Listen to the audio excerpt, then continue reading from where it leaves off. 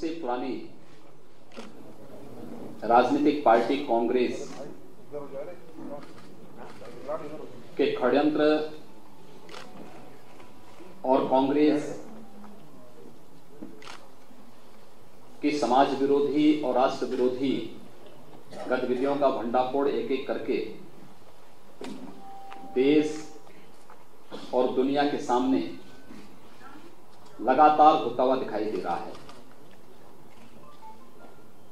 आज की जो स्थिति है, मुझे लगता है कि लगातार तीसरी बार विगत कुछ ही दिनों के अंदर कांग्रेस के षड्यंत्र और राष्ट्रीय सुरक्षा के साथ खिलवाड़ करने के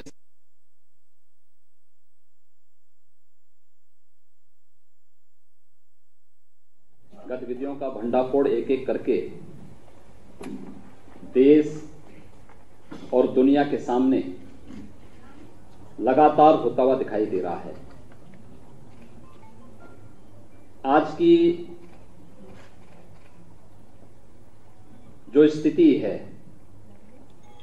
मुझे लगता है कि लगातार तीसरी बार विगत कुछ ही दिनों के अंदर कांग्रेस के षड्यंत्र और राष्ट्रीय सुरक्षा के साथ खिलवाड़ करने के शर्मनाक कृत्यों को न्यायालय के फैसलों के माध्यम से स्पेशल कोर्ट ने 2007 के गुजरात के सोहराबुद्दीन इनकाउंटर केस में भारतीय जनता पार्टी के माननीय राष्ट्रीय अध्यक्ष देश की जनता के सामने स्पष्ट रूप से आने में जो स्थिति क्लियर हो रही है, जो स्पष्ट हो रही है, यह इस देश के खिलाफ, इस देश के उभरते हुए व्यक्तित्वों और महानुभावों के खिलाफ कांग्रेस पार्टी और उसके नेतृत्व के द्वारा जो षड्यंत्र किए जा रहे थे, उन षड्यंत्रों को पूरी तरह स्पष्ट करता है। अभी हाल ही में सीबीआई की एक स्पेशल कोर्ट ने 2007 के गुजरात के सोहराबुद्दीन इनकाउंटर केस में भारतीय जनता पार्टी के माननीय राष्ट्रीय अध्यक्ष आदरणीय श्री अमित शाह जी के साथ ही उन सभी अन्य लोगों को आरोपों से मुक्त किया है। यद्यपि श्री अमित शाह जी को सुप्रीम कोर्ट ने 2014 में और इससे पहले मुंबई हाई कोर्ट ने भी उन्हें पूरी तरह आरोपों से मुक्त कर दिया था, लेकिन उस सब के बावजूद किस तरीके से कांग्रेस के लोगों के द्वारा 2007 में गुजरात विधानसभा का चुनाव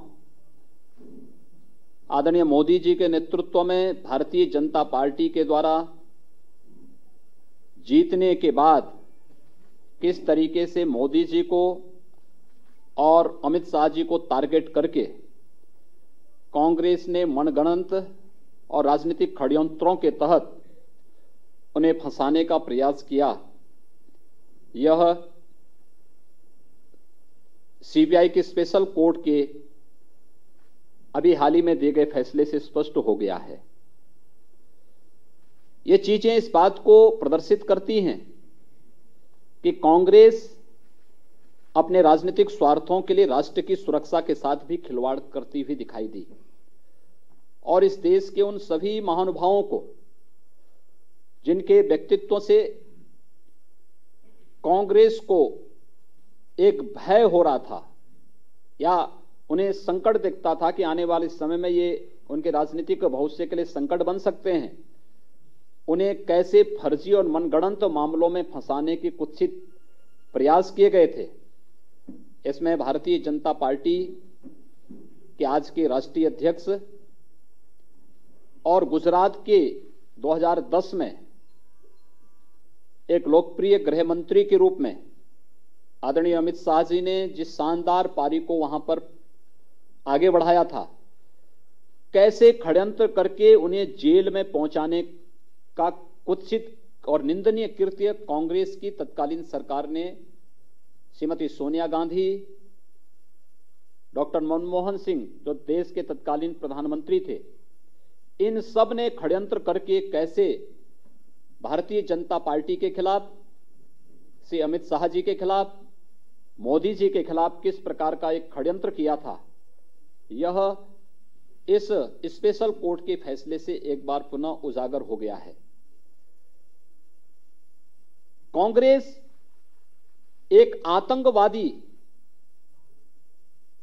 के हितों के लिए लड़ रही है, जो देश की सुरक्षा के साथ खिलवाड़ करना चाहता था। वह आतंकवादी जो देश की संप्रभुता के खिलाफ लड़ रहा है और देश की सुरक्षा पर सेंध लगा रहा है, उसके पक्ष में किस तरीके से कांग्रेस ने और तत्कालीन कांग्रेस सरकार ने लॉबिंग करके आदरणीय अमित शाह जी को जेल में भेजने का कार्य किया, और उस समय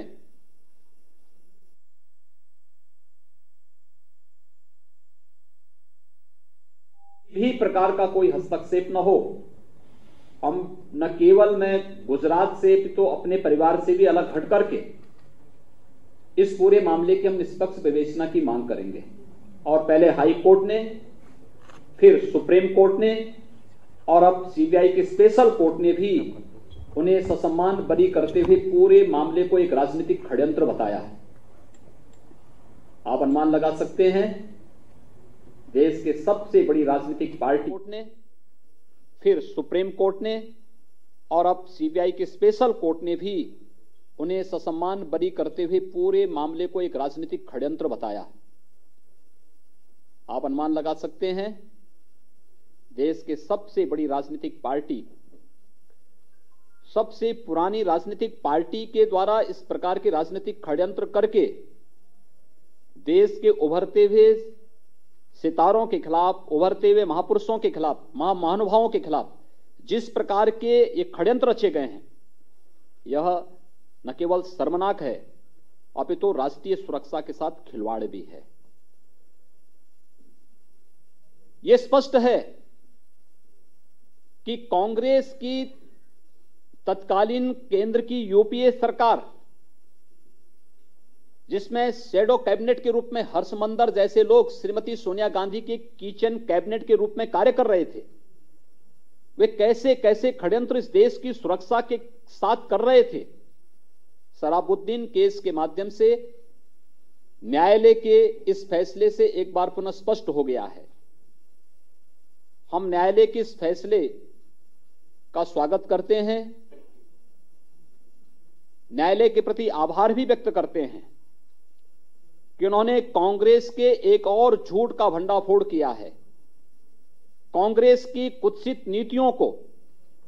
पूरे देश के सामने एक बार पुनः उजागर करने का कार्य किया है कि कांग्रेस अपने राजनीतिक स्वार्थों के लिए पूरे देश की सुरक्षा के साथ, देश के हितों के साथ खिलवाड़ कर रही है। और ये शर्मनाक अध्याय जो कांग्रेस के साथ जुड़ता हुआ, लगातार जुड़ता दिखाई दे रहा है, 2014 से लेकर के 2004 से लेकर 2014 तक जल, थल, नभ, अंतरिक्ष और पाताल के घोटालों के साथ ही राजनीतिक षड्यंत्रों की किस प्रकार की विसातें कांग्रेस के द्वारा बिछाई गई थी, यह आज इस देश के सामने स्पष्ट रूप से आती हुई दिखाई दे रही है। न्यायालय के फैसले इस बात को स्पष्ट करते हैं कि कांग्रेस ने संविधान और देश के कानून को उसी प्रकार से कुचलने का कुत्सित प्रयास किया है जैसे कांग्रेस ने इस देश में आपातकाल लागू किया था, उस समय भी संविधान का गला घोंटने का कार्य किया था। और आज पुनः कांग्रेस लगातार अपने राजनीतिक शक्तियों का दुरुपयोग करते हुए इस प्रकार का षड्यंत्र इस देश के खिलाफ लगातार की है। शराफुद्दीन केस के मामले को लेकर के न्यायालय ने जो बातें स्पष्ट की हैं, यह कांग्रेस के उस काले अध्याय को देश के सामने प्रस्तुत करता है जो षड्यंत्रों से भरा पड़ा है, देश के खिलाफ साजिशों से भरा पड़ा है और जिसने राष्ट्र की कीमत पर कांग्रेस की राजनीति करने की कुत्सित मंशाओं को देश के सामने एक बार पुनः प्रस्तुत करने का कार्य किया है। कांग्रेस को देश की जनता के सामने अपनी स्थिति स्पष्ट करनी चाहिए। इस प्रकार के राजनीतिक षड्यंत्रों और देश की 132 करोड़ जनता की सुरक्षा के साथ खिलवाड़ करने के लिए इस देश की जनता से माफी मांगनी चाहिए, क्योंकि एक आतंकवादी की पैरवी न केवल राष्ट्रीय सुरक्षा के साथ खिलवाड़ है अपितु तो शर्मनाक भी है और इस शर्मनाक अध्याय लगातार कांग्रेस के साथ जुड़े हैं। और इसीलिए हम लोग इस बात को कहना चाहते हैं कि कांग्रेस को अपनी स्थिति स्पष्ट करनी चाहिए कि देश का सबसे पुराना राजनीतिक दल होने के नाते उसने अपनी राजनीतिक जिम्मेदारियों को न केवल जिस तरीके से वह निर्वहन कर रही है, जिस तरीके से वह देश के सामने अपने को प्रस्तुत कर रही है, लेकिन उसका जो वास्तविक चेहरा है एक एक करके सामने आ रहा है, यह अत्यंत ही शर्मनाक है। और स्पेशल कोर्ट ने एक बार पुनः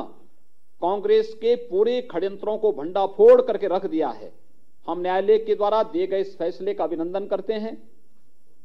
स्वागत करते हैं। कांग्रेस के इस षड्यंत्र को देश की जनता को समझना चाहिए कि कैसे वह आतंकवादियों की पैरवी करती हुई कांग्रेस दिखाई दी। हर्षमंदर जैसे लोग जिनका पूरा दागदार इतिहास राष्ट्रीय सुरक्षा के साथ खिलवाड़ करने का रहा है, वे लोग किस तरीके से शैडो कैबिनेट के रूप में कांग्रेस की सरकार, यूपीए सरकार का हिस्सा बनकर के राष्ट्रीय सुरक्षा के सामने स्वयं चुनौती प्रस्तुत कर रहे थे, यह दृश्य हम सब के सामने प्रस्तुत होता है। और एक बार पुनः कांग्रेस को अपने इस कृत्य के लिए देश की जनता से माफी मांगनी चाहिए, क्योंकि कांग्रेस का एक षड्यंत्र इस देश की 132 करोड़ केवल मोदी जी के खिलाफ और श्री अमित शाह जी के खिलाफ ही नहीं, बल्कि इस देश के 132 करोड़ लोगों की सुरक्षा के साथ सीधे सीधे खिलवाड़ करने का भी रहा है। कांग्रेस के इस शर्मनाक हरकत के लिए उसे देश की जनता से माफी मांगनी चाहिए, क्योंकि कांग्रेस ने अपनी राजनीतिक शक्तियों का दुरुपयोग करते हुए न केवल इस देश के खिलाफ एक बड़े षड्यंत्र को अंजाम देने का कुत्सित प्रयास किया था, अपितु उन व्यक्तित्वों को जिनका एक शानदार कार्य करने का रिकॉर्ड रहा है, जिन्होंने पहले गुजरात के अंदर विकास और सुशासन के एक सुदृढ़ नींव रखने और उस प्रक्रिया को देश और दुनिया के सामने एक मॉडल के रूप में प्रस्तुत किया, उस विकास और सुशासन के मॉडल को